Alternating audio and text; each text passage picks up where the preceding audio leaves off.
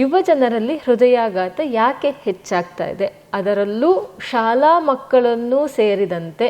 ತೀರಾ ಕಡಿಮೆ ವಯಸ್ಸು ಅಂದರೆ 15ಕ್ಕಿಂತ ಕಮ್ಮಿ ವಯಸ್ಸಲ್ಲಿ ಒಂದೊಂದ್ಸತಿ ಸಡನ್ ಡೆತ್ತನ್ನು ಯಾವಾಗ ನೋಡ್ತೀವೋ ಅದು ಒಂದು ರೀತಿ ಬೇರೆ ಕ್ಯಾಟಗರಿದಲ್ಲಿ ಬರ್ಬೋದು. ಜಗತ್ತಿನಲ್ಲಿ ಬೇರೆ ಈ ವೆಸ್ಟರ್ನ್ ಪಾಪ್ಯುಲೇಷನ್ನು ಅಂಥವ್ರನ್ನ ಕಂಪೇರ್ ಮಾಡಿದ್ರೆ ಹಾರ್ಟ್ ಅಟ್ಯಾಕ್ ರಿಸ್ಕ್ ನಮ್ಮ ಜನರಲ್ಲಿ ಜಾಸ್ತಿ ಇದೆ. High risk lifestyle, sedentary lifestyle, especially ultra refined carbohydrates, maida, bun, bread, biscuit ಅದು ಏನು ಇದು ಮಾಡ್ತೀವೋ ಆ ಥರ. ಆಮೇಲೆ ನಾ ಹೇಳ್ದಂಗೆ ಇದು ಕುಕ್ಕಿಂಗ್ ಆಯಿಲ್ ರೀಯೂಸು. ನಮಸ್ಕಾರ ವೀಕ್ಷಕರೇ, ಸಂಯುಕ್ತ ಕರ್ನಾಟಕದ ನಮ್ಮ ಡಾಕ್ಟರ್ ಕಾರ್ಯಕ್ರಮಕ್ಕೆ ಆತ್ಮೀಯ ಸ್ವಾಗತ. ಇಂದು ನಮ್ಮ ಡಾಕ್ಟರ್ ಆಗಿ ನಮ್ಮೊಂದಿಗಿದ್ದಾರೆ ಡಾಕ್ಟರ್ ರಾಹುಲ್ ಪಾಟೀಲ್ ಅವರು. ಇವರು ಖ್ಯಾತ ಹೃದಯ ತಜ್ಞರಾಗಿದ್ದಾರೆ. ಇವರೊಂದಿಗೆ ಅದರಲ್ಲೂ ವಿಶೇಷವಾಗಿ ಯುವ ಜನತೆಯ ಹೃದಯಾಘಾತಕ್ಕೆ ಕಾರಣ ಏನು ಎಂಬುದ್ರ ಬಗ್ಗೆ ಸಂಶೋಧನೆಯನ್ನು ಕೂಡ ಮಾಡ್ತಾ ಇದ್ದಾರೆ. ಹಾಗಾಗಿ ಇವತ್ತು ನನ್ನ ಮುಂದಿನ ಪ್ರಶ್ನೆ, ಯುವ ಜನರಲ್ಲಿ ಹೃದಯಾಘಾತ ಯಾಕೆ ಹೆಚ್ಚಾಗ್ತಾ ಇದೆ, ಅದರಲ್ಲೂ ಶಾಲಾ ಮಕ್ಕಳನ್ನು ಸೇರಿದಂತೆ?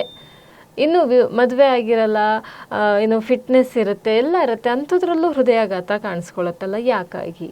ಸೊ ಅದರಲ್ಲಿ ಒಂದು ಇಂಪಾರ್ಟೆಂಟ್ ಡಿಫ್ರೆನ್ಷಿಯೇಟ್ ಏನು ಮಾಡಬೇಕಂದ್ರೆ, ತೀರಾ ಕಡಿಮೆ ವಯಸ್ಸು ಅಂದರೆ 15ಕ್ಕಿಂತ ಕಮ್ಮಿ ವಯಸ್ಸಲ್ಲಿ ಒಂದೊಂದ್ಸತಿ ಸಡನ್ ಡೆತ್ತನ್ನು ಯಾವಾಗ ನೋಡ್ತೀವೋ ಅದು ಒಂದು ರೀತಿ ಬೇರೆ ಕ್ಯಾಟಗರಿದಲ್ಲಿ ಬರ್ಬೋದು. ಈ 20ರಿಂದ 40, 20ರಿಂದ 50 ವಯಸ್ಸಲ್ಲಿ ಏನು ಎಂಗೇಜ್ ಹಾರ್ಟ್ ಅಟ್ಯಾಕ್ ಅಂತೀವೋ ಅದು ಬೇರೆ ಕಾರಣದಿಂದ ಬರ್ಬೋದು.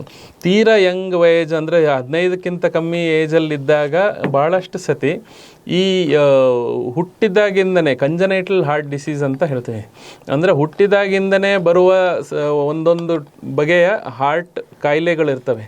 ಅಂಥ ಹಾರ್ಟ್ ಕಾಯಿಲೆಗಳಲ್ಲಿ ಈ ಥರ ಸಡನ್ ಡೆತ್ ಆಗೋದನ್ನು ನಾವು ಕಂಡುಬರ್ಬೋದು. ಅದನ್ನು ಫಾರ್ ಎಕ್ಸಾಂಪಲ್ ಹೈಪರ್ಟ್ರೋಫಿಕ್ ಕಾರ್ಡಿಯೋಮಯೋಪತಿ ಅಂತ ಹೇಳ್ತೀವಿ. ಭಾಳಷ್ಟು ಸತಿ ನಾವು ನ್ಯೂಸ್ ಪೇಪರಲ್ಲಿ ಓದುವಾಗ ನೋಡ್ತಿರ್ತೀವಿ, ಒಬ್ಬನ ಹುಡುಗನ ಅವರು PT ಟೀಚರು ಒಂದು 5 ರೌಂಡ್ ಹಾಕಕ್ಕೆ ಹೇಳಿದ್ರು, 4ನೇ ರೌಂಡ್ ಓಡೋಷ್ಟಿಗೆ ಸಡನ್ನಾಗಿ ಕುಸಿದು ಬಿದ್ದು ಸತ್ತೋದ ಅಂತ. ಸೊ ಅದರಲ್ಲಿ ಏನಂದರೆ ಇದು ಹೈಪರ್ಟ್ರೋಫಿಕ್ ಕಾರ್ಡಿಯೋಮಯೋಪತಿ ಅಂತ ಹೇಳ್ತೀವಿ. ಅಂದರೆ ಹಾರ್ಟ್ ಮಸಲ್ಲು ವೆರಿ ಅಬ್ನಾರ್ಮಲ್ ಆಗಿ ಅದು ಬೆಳ್ಕೊಳಕ್ಕೆ ಸ್ಟಾರ್ಟ್ ಆಗಿ ಅದರಲ್ಲಿ ರಕ್ತ ಕಲೆಕ್ಟ್ ಆಗೋಷ್ಟು ಜಾಗನೂ ಇರಲಾರ್ದೇ ಅಷ್ಟು ದಪ್ಪ ಆಗಿ ಅದರಿಂದ ಸಡನ್ ಡೆತ್ ಆಗೋದನ್ನು ಕಂಡುಬರ್ತೀವಿ. ಸೊ ಅವು ಒಂದು ರೀತಿ ಬೇರೆ ಕ್ಯಾಟಗರಿದಲ್ಲೇ ಬರ್ತವೆ. ಅದರಲ್ಲಿ ಬಹಳಷ್ಟು ಕೇಸಸ್ಸಲ್ಲಿ it is congenital heart disease, ಅಂದರೆ ಹುಟ್ಟಿದಾಗಿಂದ ಬಂದಿರೋ ಕಾಯಿಲೆಗಳು. ಸೊ ಅದು ಬೇರೆ. ಇನ್ನೊಂದು ಇಂಪಾರ್ಟೆಂಟ್ ಆಸ್ಪೆಕ್ಟ್ ಅಂದರೆ ಈ 20ರಿಂದ 40 ವಯಸ್ಸಲ್ಲಿ ಕಂಡುಬರೋ ಯುವ ವಯಸ್ಕರಲ್ಲಿ ಹಾರ್ಟ್ ಅಟ್ಯಾಕ್ ಅಂತ ಅನ್ನೋದಕ್ಕೆ ಅದರಲ್ಲಿ there are certain different risk factors. ಅದರಲ್ಲಿ ಫಸ್ಟ್ ಏನಂತಂದರೆ ಈ ಅಮೆರಿಕನ್ ಹಾರ್ಟ್ ಅಸೋಸಿಯೇಷನ್ ಖುದ್ದು ಅವರು ಒಂದು ಹಾರ್ಟ್ ಅಟ್ಯಾಕ್ ರಿಸ್ಕ್ ಕ್ಯಾಲ್ಕುಲೇಟರ್ ಅಂತ ಇದೆ. ಆ ಹಾರ್ಟ್ ಅಟ್ಯಾಕ್ ರಿಸ್ಕ್ ಕ್ಯಾಲ್ಕುಲೇಟರಲ್ಲಿ ಎಲ್ಲ ನಾವು ನಮ್ಮ ಏಜು, ತೂಕ, BP ಎಲ್ಲ ಎಂಟ್ರ್ ಮಾಡಬೇಕು. ವೆಬ್ಸೈಟಲ್ಲಿ ಇರ್ತದೆ. ಅದು ಎಂಟ್ರ್ ಮಾಡಿದಾಗ ಅದು ನಮ್ಮ ಮುಂದಿನ 10 ವರ್ಷದಲ್ಲಿ ನಿಮಗೆ ಹಾರ್ಟ್ ಅಟ್ಯಾಕ್ ಆಗೋ ರಿಸ್ಕ್ ಎಷ್ಟಿದೆ ಅಂತ ನಮಗೆ ತಿಳಿಸ್ತದೆ.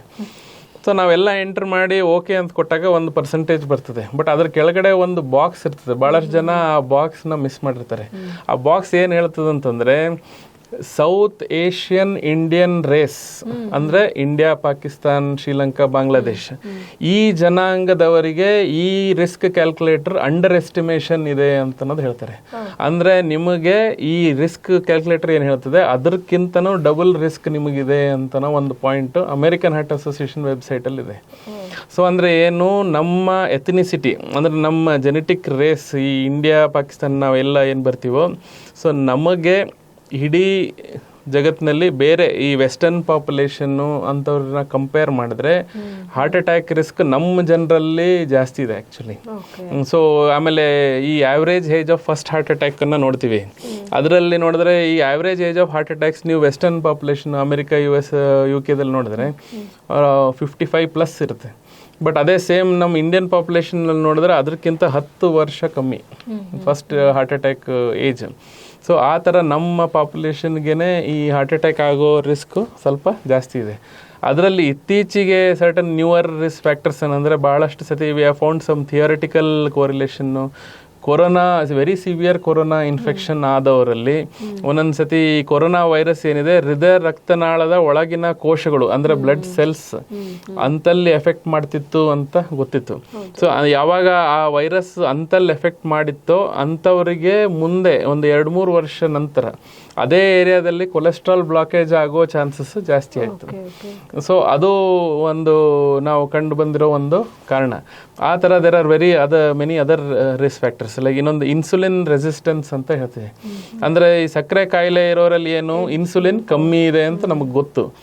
ಬಟ್ ನಮ್ಮ ಈ ಇಂಡಿಯನ್ ಪಾಪ್ಯುಲೇಷನಲ್ಲಿ ಏನಂದರೆ ಭಾಳಷ್ಟು ಜನರಲ್ಲಿ ಮೈಯಲ್ಲಿ ಇನ್ಸುಲಿನ್ ಇದ್ರೂ ಅದು ಕೆಲಸ ಮಾಡೋಕ್ಕೆ ಆಗ್ತಿಲ್ಲ. ಅದನ್ನು ನಾವು ಇನ್ಸುಲಿನ್ ರೆಸಿಸ್ಟೆನ್ಸ್ ಅಂತ ಕರಿತೀವಿ.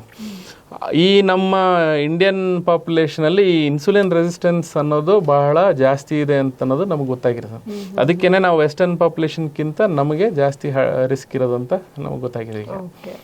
ಸೊ ಈ ಇನ್ಸುಲಿನ್ ರೆಸಿಸ್ಟೆನ್ಸ್ ಅನ್ನೋದು ಆಲ್ರೆಡಿ ನಮಗೆ ಇದೆ, ಜೆನೆಟಿಕಲಿ ಆಲ್ರೆಡಿ ನಾವು ರಿಸ್ಕಲ್ಲಿದ್ದೀವಿ.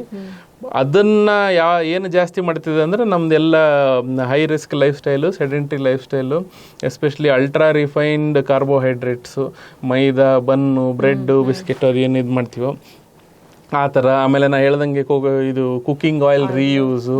ಸೊ ಅದೆಲ್ಲ ಮಾಡೋದ್ರಿಂದ ಈ ಇನ್ಸುಲಿನ್ ರೆಸಿಸ್ಟೆನ್ಸ್ ಅನ್ನೋ ಅಂಶ ಜಾಸ್ತಿ ಆಗ್ತಿದೆ. ಓಕೆ ಸರ್, ಇವಾಗ ಮಕ್ಕಳು ವಿಚಾರಕ್ಕೆ ಬರೋದಾದರೆ, ಶಾಲೆಗೆ ಹೋಗಿರ್ತಾರೆ ಅಥವಾ ಎಕ್ಸಾಮ್ ಬರೀತಾ ಇರ್ತಾರೆ, ಅಲ್ಲೇ ಕುಸ್ತು ಬೀಳ್ತಾರೆ.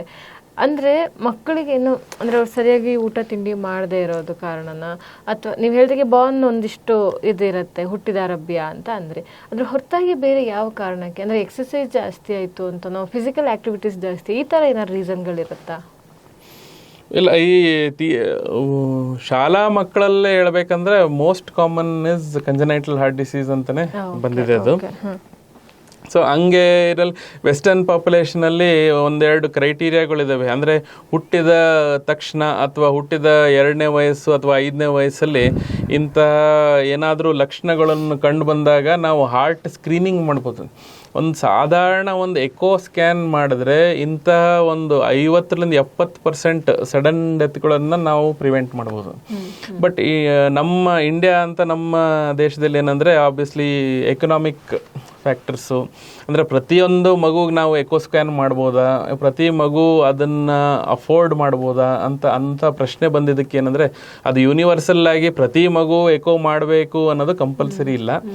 ಬಟ್ ಬಹಳಷ್ಟು ಸತಿ ಈ ಥರ ಕ್ಲೋಸ್ ಅಬ್ಸರ್ವೇಷನ್, ಅಂದರೆ ಮಕ್ಕಳು ಡಾಕ್ಟರ್ ಅದ ಮಗುವನ್ನು ರೆಗ್ಯುಲರ್ ಚೆಕಪ್ ಮಾಡಿದಾಗ ಏನಾದರೂ ಈ ಥರ ಲಕ್ಷಣಗಳು, ಅಂದರೆ ಕಾಮನ್ಲಿ ಒಂದೊಂದ್ಸತಿ ಏನಂದರೆ ಫುಟ್ಬಾಲು ಅಥವಾ ಏನನ್ನ ಆ್ಯಕ್ಟಿವ್ ಸ್ಪೋರ್ಟ್ಸ್ ಆಡುವಾಗ ಸಡನ್ನಾಗಿ ಹೋಗಿ ಕುಂತು ಬಿಡ್ತದೆ ಮಗು, ಅಥವಾ ಹಂಗೇನಾದಾಗ ಕುಂತಾಗ ತುಟಿ ಬ್ಲೂ ಆಗೋದು, ಸ್ವಲ್ಪ ಉಸಿರಾಟದ ತೊಂದರೆ ಆಗೋದು, ಅಥವಾ ಸ್ವಲ್ಪ ಹೊಡೆದ ತಕ್ಷಣ ಎದೆ ಡಬ ಅಂತ ಹೊಡ್ಕೊಳ್ಳೋದು, ಅಂಥವು ಏನನ್ನ ಲಕ್ಷಣಗಳನ್ನು ಕಂಡು ಬಂದ ತಕ್ಷಣ ನಾವೊಂದು ಸಾಧಾರಣ ಎಕೋ ಸ್ಕ್ಯಾನು, ವರ್ಕಿಂಗ್ ಕಾಸ್ಟ್ ಹೇಳ್ಬೇಕಂದ್ರೆ ನಮ್ಮ ಏರಿಯಾದಲ್ಲಿ BPL ಕಾರ್ಡ್ ವ್ಯಕ್ತಿಗೆ ಓನ್ಲಿ 450 ರೂಪೀಸಲ್ಲಿ ಅಂಥ ಎಕೋ ಸ್ಕ್ಯಾನ್ ಮಾಡ್ಬೋದು.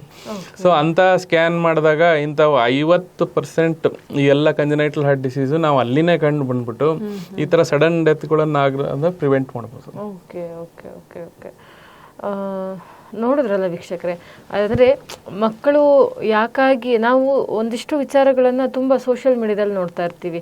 ಮಗು ಹಾರ್ಟ್ ಅಟ್ಯಾಕ್ ಆಯಿತು, ಮಗು ಅಲ್ಲೇ ಕುಸ್ತು ಸತ್ತೋಯ್ತು ಅಂಥೇಳಿ. ಆದರೆ ಅದಕ್ಕೆ ಕಾರಣ ಏನು ಅನ್ನೋದನ್ನ ಸರಿಯಾಗಿ ತಿಳ್ಕೊಳ್ದೆ ಅಪಪ್ರಚಾರಗಳು ತುಂಬ ಆಗ್ತಾ ಇರುತ್ತೆ. ಸೊ ಅದನ್ನು ಅವಾಯ್ಡ್ ಮಾಡೋಣ. ಸರಿಯಾದ ಮಾಹಿತಿಯನ್ನು ತಿಳ್ಕೊಂಡು ಸೂಕ್ತ ಸಮಯದಲ್ಲಿ ಚಿಕಿತ್ಸೆಯನ್ನು ಕೊಡಿಸಿದ್ರೆ ನಮ್ಮ ಮಕ್ಕಳನ್ನು ನಾವು ಕಾಪಾಡ್ಕೊಬೋದು ಅಂಥೇಳಿ ವೈದ್ಯರು ತಿಳಿಸಿದ್ದಾರೆ.